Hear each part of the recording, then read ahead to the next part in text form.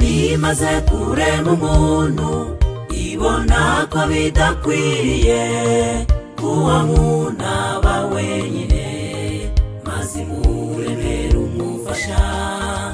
Adamu abonye umufasha we aramwenyura araseka, yari umugore mwiza cyane wasaga n'uyu mubona. Uyu munsi turishimye ubwo bukwe bw'abageni bacu twabunesheje arubwo mw'isi, mw'ijuru rizacura iki. Uyu munsi turishimye ubwo bukwe bw'abageni bacu twabunesheje arubwo mw'isi, mw'ijuru rizacura iki.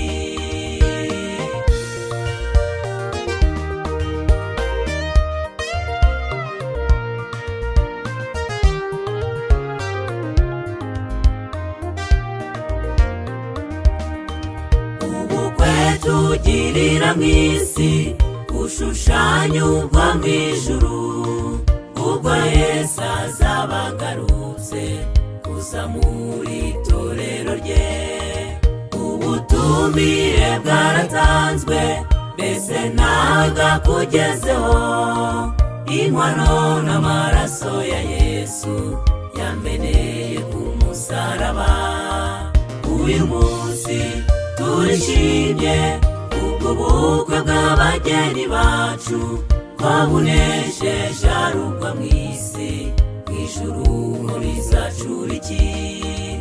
Uyu munsi turishimye ubwo bukwe bw'abageni bacu twabunesheje arubwo mw'isi, mw'ijuru rizacura iki.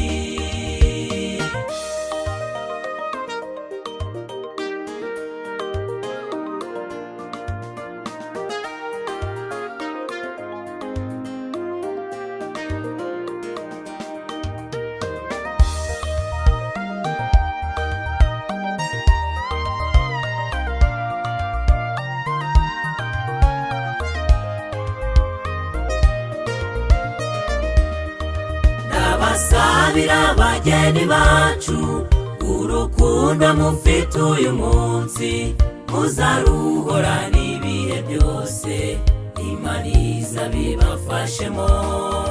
Muzagira urugo ruhire, muzabyare mwororoke, muzabana akaramata, Imana izabaha umugisha.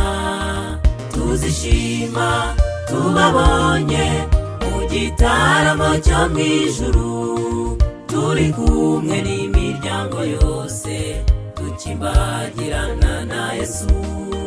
Tuzishima tubabonye mu gitaramo cyo mw'ijuru, turi kumwe n'imiryango yose dukimbagirana na Yesu.